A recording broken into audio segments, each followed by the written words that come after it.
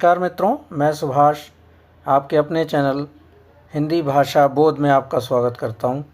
और हम इस चैनल पर विभिन्न हिंदी विषय की परीक्षाओं पर बिंदुवार बातचीत करते हैं, उन पर वार्तालाप करते हैं और हमारी परीक्षाओं में जो सहयोगी हो सके उन विषयों को पढ़ते हैं। और आज हम डॉक्टर नगेंद्र की आलोचना दृष्टि पर बात करेंगे। आलोचना दृष्टि किस प्रकार से उनकी रचनाएं हैं और किस प्रकार से उनकी रचनाओं में विभिन्न विभिन्न बिंदु निकल कर आए हैं, इस पर हम बातचीत करेंगे। पहले इनका एक बहुत ही संक्षिप्त परिचय देख लेते हैं। डॉक्टर नगेंद्र का जन्म 9 मार्च 1915 अलीगढ़ में हुआ था और मृत्यु 27 अक्टूबर 1999 में दिल्ली में हुई थी। हिंदी के प्रमुख आधुनिक आलोचकों में वे एक सुलझे हुए विचारक और गहरे विश्लेषक भी थे।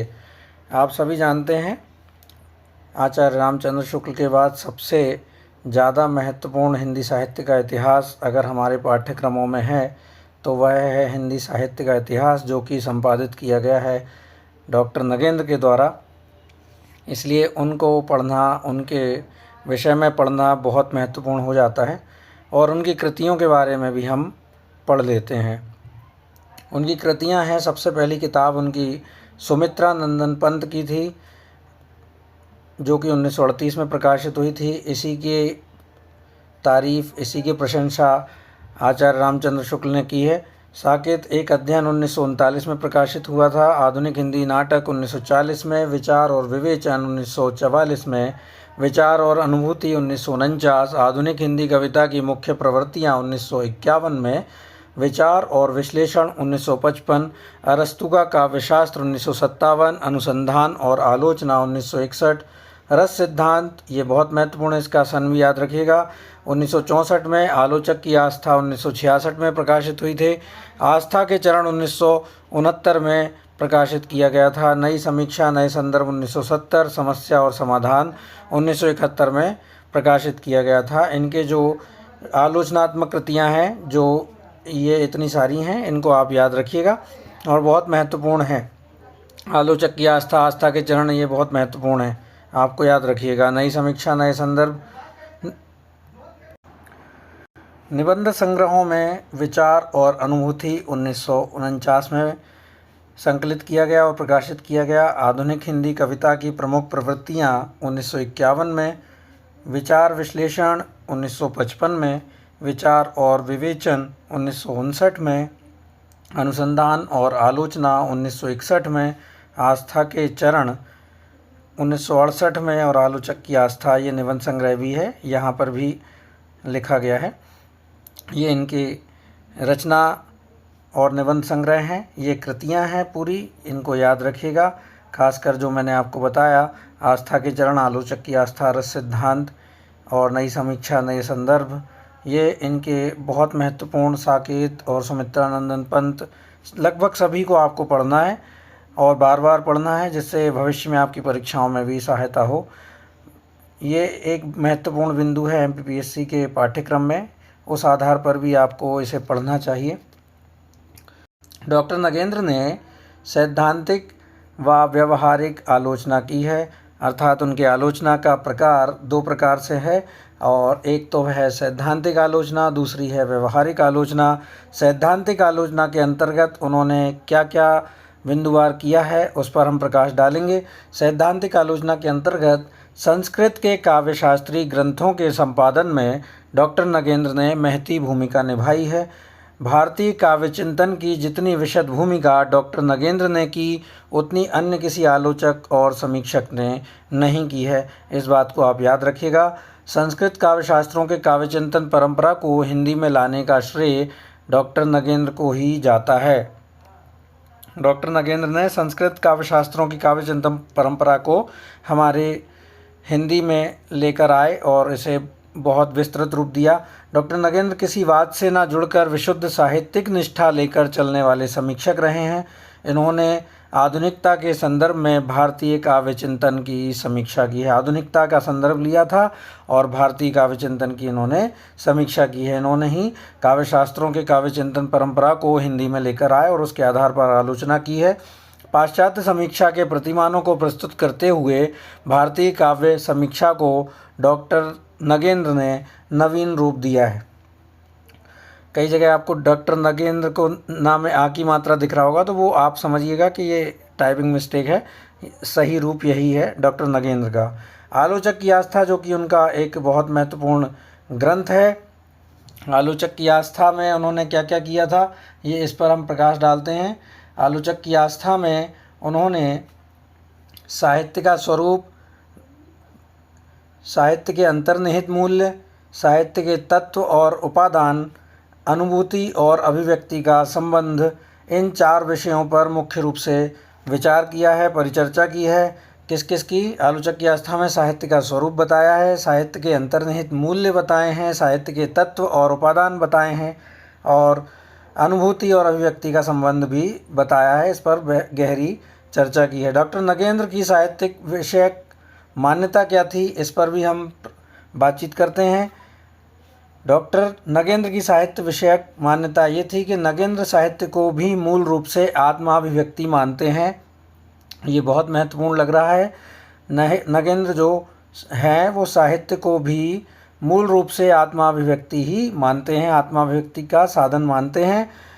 रचनाकार के व्यक्तित्व का कृति में प्रत्यक्ष या परोक्ष प्रतिफलन आत्माभिव्यक्ति का ही एक प्रकार होता है। रचनाकार का व्यक्तित्व प्रभावित करता है अपनी उसकी रचना को, ऐसा वे कहना चाह रहे हैं। या तो प्रत्यक्ष रूप से या परोक्ष रूप से कहीं ना कहीं उसका जो व्यक्तित्व है, वो जो उसके द्वारा रचना लिखी जा रही है, वो उसमें परावर्तित होता ही है। उनके अनुसार साहित्य सौंदर्य कोई निरपेक्ष वस्तु नहीं है, इसका निर्माण भी तो कलाकार की अपनी भावनाओं और धारणाओं के आधार पर ही होता है, जो कि आलोचक की आस्था में लिखा गया है। आलोचक की आस्था में उन्होंने क्या लिखा है कि साहित्य सौंदर्य कोई निरपेक्ष वस्तु नहीं है, इसका निर्माण भी तो कलाकार की अपनी भावनाओं और धारणा के आधार पर ही होता है। पूछ सकते हैं आपसे कि उनकी ग्रंथ कौन सी है, ये वाक्य देकर पूछ लेंगे कि ये किसने कहा है, डॉक्टर नगेंद्र ने कहा है, और किस रचना से लिया गया है, किस संग्रह से लिया है, किस आलोचना संग्रह से लिया है, तो आलोचक की आस्था से लिया गया है। अब उनके अनुसार साहित्य का प्रयोजन क्या है? साहित्य का आत्यंतिक प्रयोजन आनंद ही है। सबसे ज़्यादा प्रयोजन जो होता है आनंद ही होता है। साहित्य का आत्यंतिक प्रयोजन आनंद है, ऐसा हमारे नगेंद्र जी का मानना है। लोक कल्याण और चेतना आत्यंतिक प्रयोजन नहीं हो सकते, ऐसा उन्होंने माना है, ऐसा उन्होंने कहा है। सबसे ज़्यादा आत्यंतिक प्रयोजन, सबसे ज़्यादा ज़रूरी प्रयोजन आनंद ही होता है। जब हम इसको इस प्रकार से समझते हैं कि जब रचनाकार कोई रचना बनाता है, लिखता है, या उसकी पेंटिंग बनाता है, कोई भी कलाकार हो, कोई भी कला किसी भी प्रकार की उसके द्वारा रचना की जाती है, तो वो अपने आनंद के लिए और जो उसके पाठक हैं, जो उसके दर्शक हैं, जो उसके श्रोता हैं, उनके आनंद के लिए करता है। वो उसको सुनकर रस लेते हैं, आनंद लेते हैं। और लोक कल्याण और चेतना आत्यंतिक प्रयोजन नहीं हो सकते।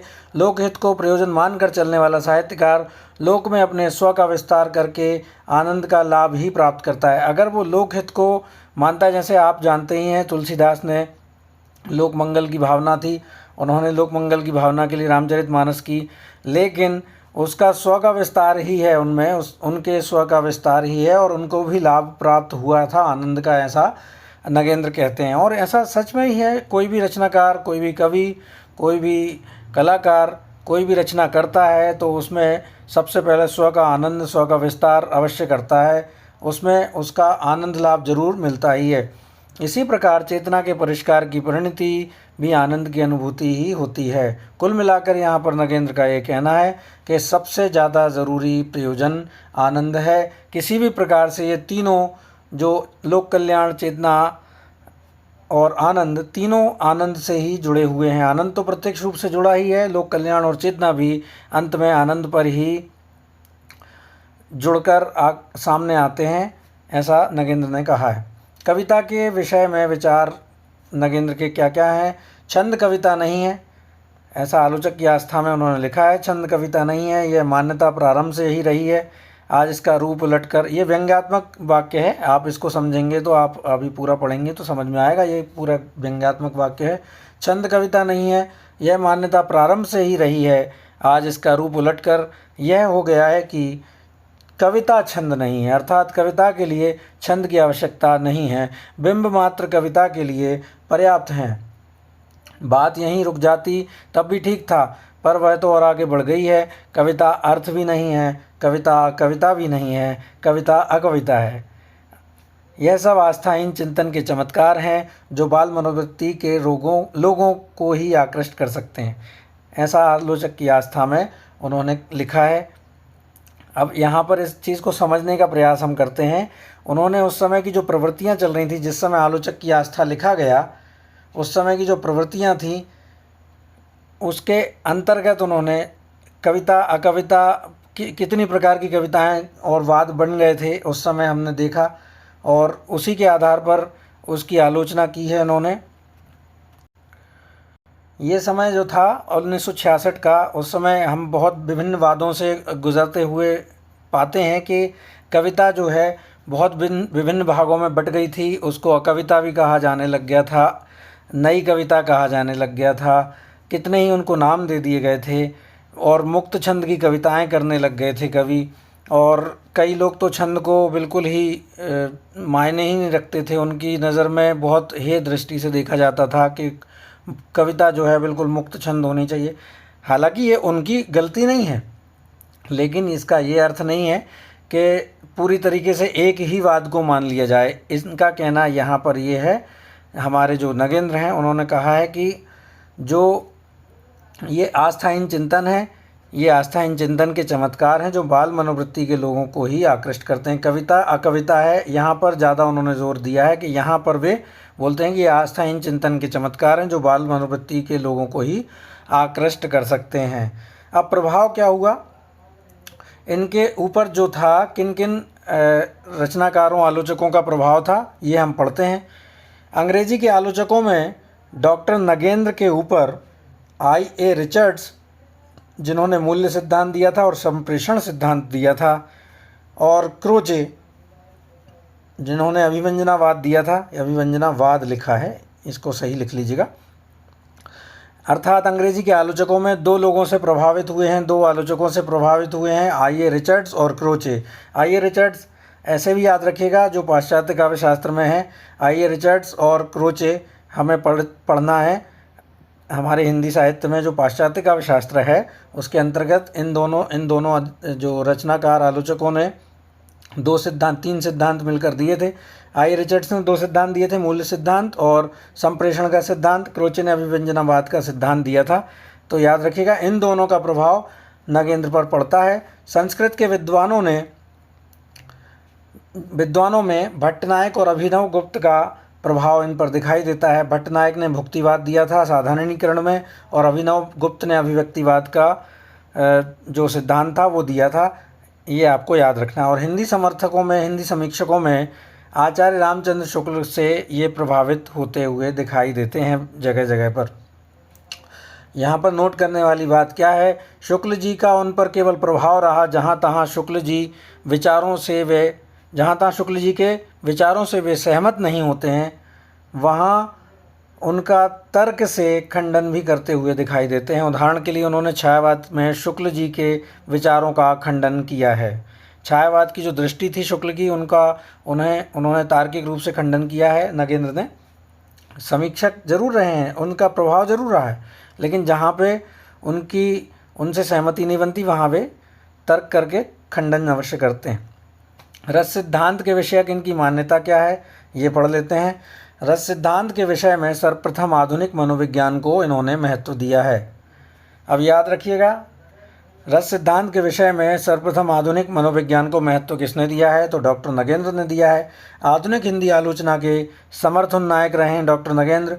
भारतीय और पाश्चात्य काव्यशास्त्र का सामंजस्यपूर्ण पुनराख्यान किया है डॉक्टर नगेंद्र ने। पूर्ण रूप से भारतीय काव्यशास्त्र का समर्थन ना ही पाश्चात्य काव्यशास्त्र को पूर्ण महत्व देते हैं,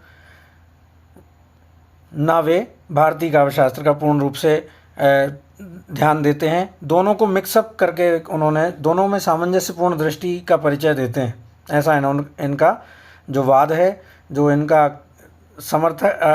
आलोचना है, उसमें ये चीज़ें हमें दिखाई देती हैं कि वो न तो पूरी रूप से भारतीय काव्यशास्त्र का समर्थन करते हैं, न पाश्चात्य काव्यशास्त्र का, दोनों के बीच में एक सामंजस्यपूर्ण दृष्टि रखते हैं।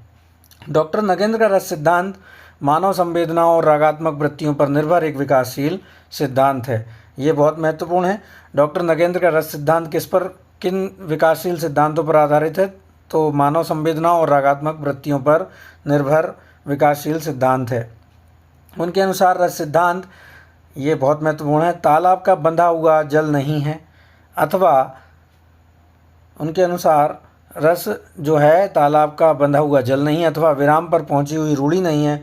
यह तो स्थिति स्थापक है, लोचदार है और व्यक्ति अथवा समुदाय के रागबंद और समंजित आस्वाद के सतत विकास पर निर्भर होता है। ये याद रखिएगा, तालाब का बंधा हुआ जल नहीं है, ऐसा उन्होंने रस सिद्धांत के बारे में कहा है। रस सिद्धांत में लिखा है कि तालाब का बंधा हुआ जल नहीं है, रस अथवा विराम पर पहुंची हुई रूढ़ी नहीं है। यह तो स्थिति स्थापक है, लोचदार है और व्यक्ति अथवा समुदाय के रागबंद और समंजित आस्वाद के सतत विकास पर निर्भर है। डॉक्टर नगेंद्र के अनुसार रस मानव संवेदना का पर्याय रूप है। रस धारणा विकासशील मानव संवेदना का चरम सत्य है और इसलिए रस सिद्धांत का विकास मानव संवेदना के विकास के साथ समगति का निर्वाह करता है। ये भी याद रखना है, ये बहुत महत्वपूर्ण वाक्य हैं।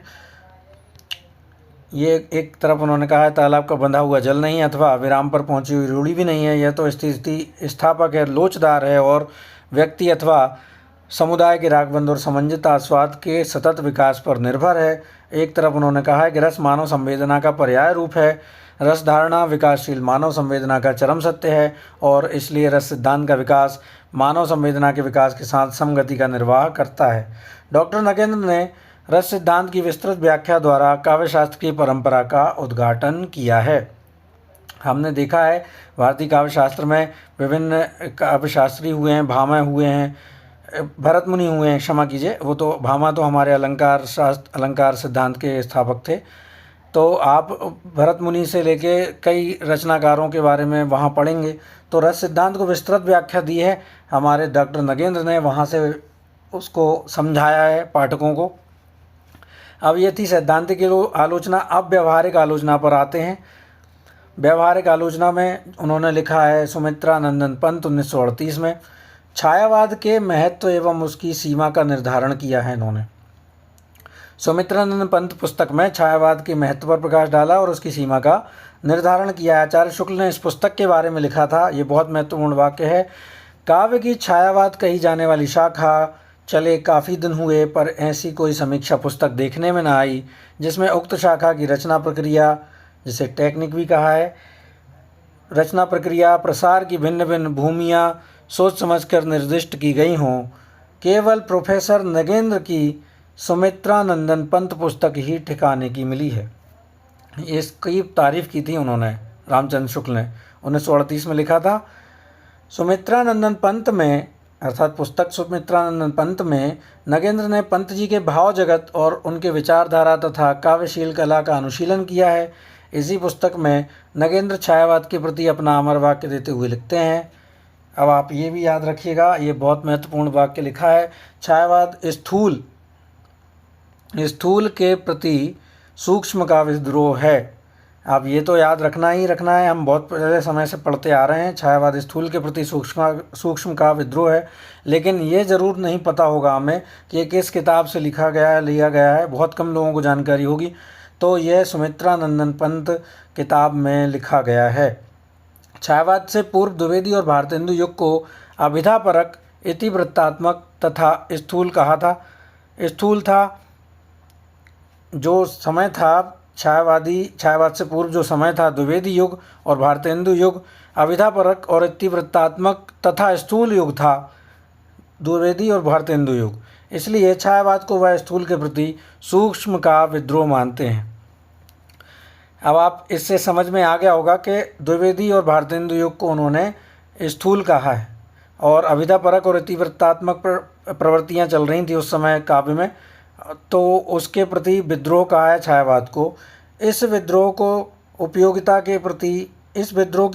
के प्रति भावुकता का विद्रोह, क्षमा कीजिए, इस विद्रोह को उपयोगिता के प्रति भावुकता का विद्रोह, काव्य के बंधन के प्रति स्वच्छंद कल्पना का विद्रोह, अभिजात्य काव्य परंपरा के प्रति रोमानी काव्य संवेदना का विद्रोह के रूप में विश्लेषण करते हैं डॉक्टर नगेंद्र।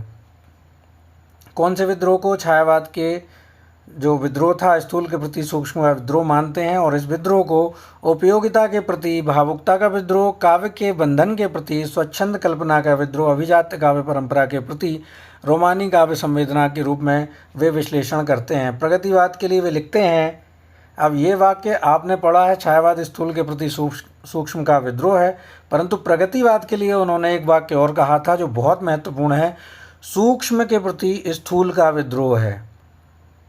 इसे सुधार लीजिएगा। सूक्ष्म के प्रति स्थूल का विद्रोह किसे कहा है? तो उन्होंने प्रगतिवाद को कहा है। छायावादी कविता सूक्ष्मता पर आधारित थी, रोमानियत अतीन्द्रियता पर आधारित थी। इसी के प्रति स्थूल भावों ने विद्रोह कर प्रगतिवाद की धारा को मजबूती प्रदान की थी उस समय पर। छायावादी काव्य पलायनवादी काव्य होता है जिसका विद्रोह प्रगतिवाद ने किया था, इसलिए उसको सूक्ष्म के प्रति स्थूल का विद्रोह कहा है। अमूर्त उपासना को जो कि छायावाद की विशेषता थी, अमूर्त उपासना जो कि छायावाद की विशेषता थी, उसका भी विद्रोह प्रगतिवाद ने किया है। इन्हीं दोनों प्रवृत्तियों का सम्मिलित रूप प्रगतिवाद कहलाता है।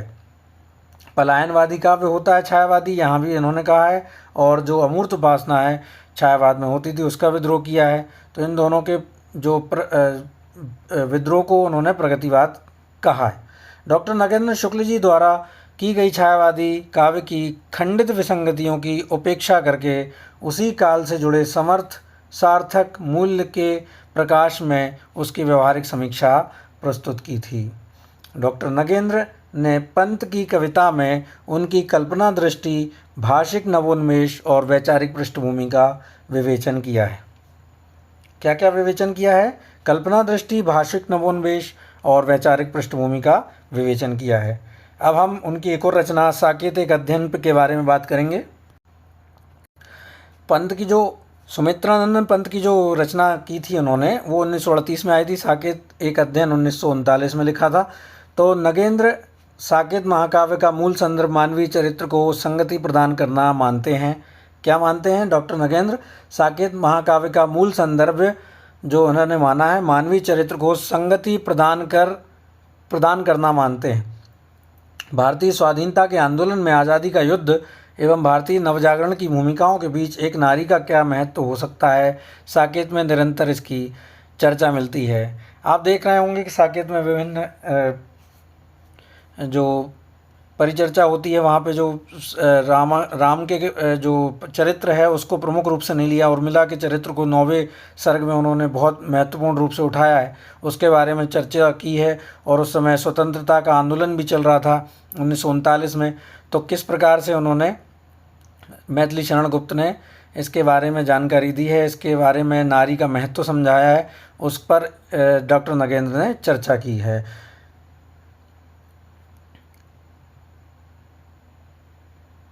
रामचंद्र जो उर्मिला के चरित्र पर बात करते हैं, उर्मिला के चरित्र की उदारता को प्रस्तुत करना है रामचंद्र मैथिली शरण गुप्त जी का मूल उद्देश्य था। तो इस दृष्टि से डॉक्टर नगेंद्र इस पुस्तक की समीक्षा करते हैं। यहाँ पर राम के चरित्र को, क्षमा कीजिए, राम के चरित्र की उदारता बताई है और एक महिला पात्र को प्रमुख रूप से प्रस्तुत करना मैथिली शरण गुप्त जी का उद्देश्य बताया है डॉक्टर नगेंद्र ने। वह इस साकेत महाकाव्य को मानवीय चरित्र की को संगति प्रदान करने वाला महाकाव्य मानते हैं, और क्योंकि वे भारतीय स्वतंत्रता आंदोलन का समय था, उस समय आज़ादी के लिए संघर्ष हो रहा था, नवजागरण की नवीन परिस्थितियां उत्पन्न हो रही थी, इन सब भूमिकाओं के बीच एक नारी का क्या महत्व हो सकता है, साकेत में इसकी चर्चा मिलती है। कामायनी अध्ययन की समस्याएँ, कामायनी के अध्ययन की समस्याएँ किस प्रकार से घटित की हैं, किस प्रकार से आलोचित की हैं, इसके बारे में पढ़ते हैं। कामायनी के अध्ययन की समस्या 1962 में लिखा गया था। डॉक्टर नगेंद्र ने छायावाद की समीक्षा एक ऐसे दृष्टिकोण से करनी प्रारंभ की जिसमें आध्यात्मिकता का स्थान मनोविश्लेषण तथा काव्य का स्थान बहुलांश में शिल्प को मिलने लग गया था। फ्राइड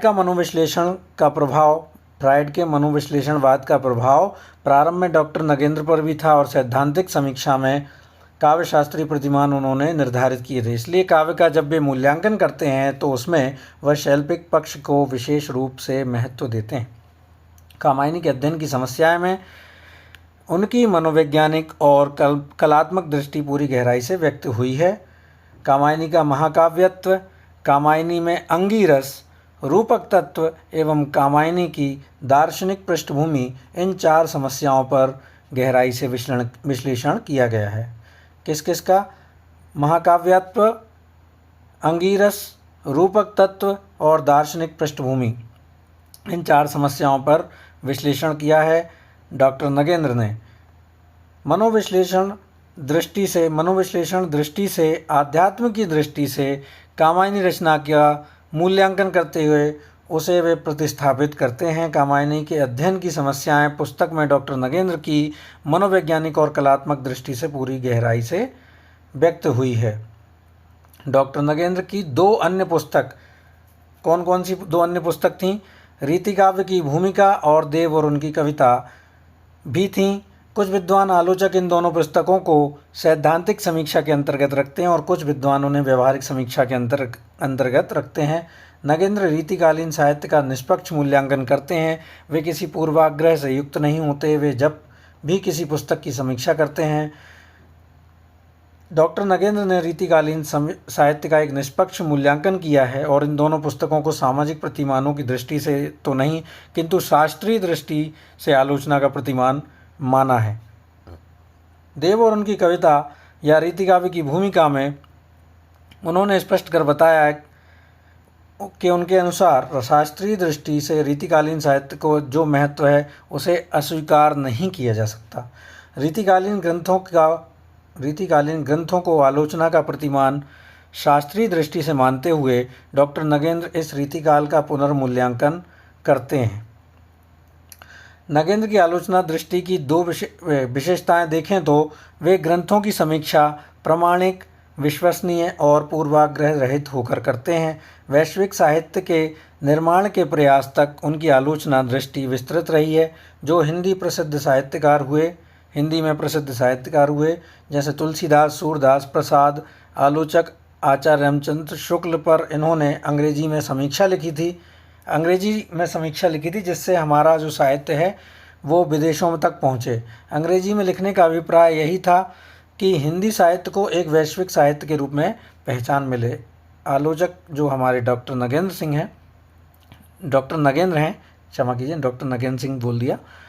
नगेंद्र हैं, उन्होंने इंग्लिश में लिखा था इनके ऊपर, तुलसीदास, सूरदास, जयशंकर प्रसाद और रामचंद्र शुक्ल के ऊपर, जिससे हमारा साहित्य जो है वो विदेशी धरती पर भी सुना पढ़ा जाए।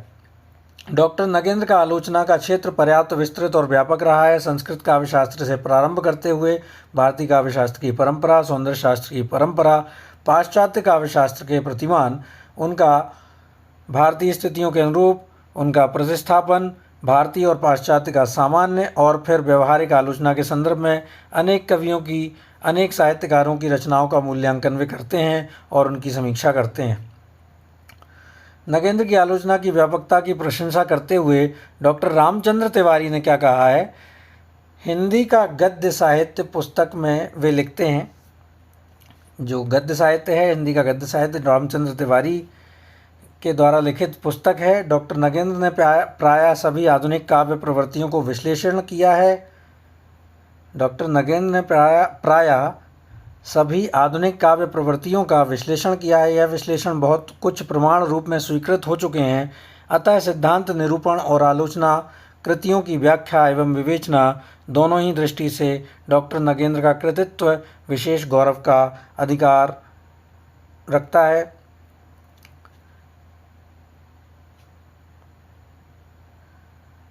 आचार्य शुक्ल के बाद उनकी परंपरा को समग्र रूप से परिष्कृत और विकसित करने वाले आलोचकों में डॉक्टर नगेंद्र का अन्यतम योगदान है, ऐसा उन्होंने कहा है डॉक्टर रामचंद्र तिवारी ने।